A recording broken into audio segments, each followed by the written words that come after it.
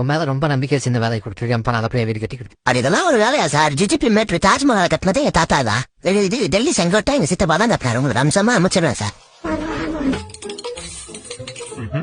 பையன் உண்மையில கில்லியா இருக்கானையா. இனி நம்ம இங்க இருந்து ஒரு பிரயோஜனம் இல்ல.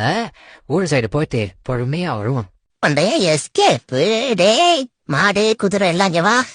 போய் சரக்கு வாங்கிட்டு வா. சரக்கு அடிச்சு 2 நாள் ஆகி போச்சு.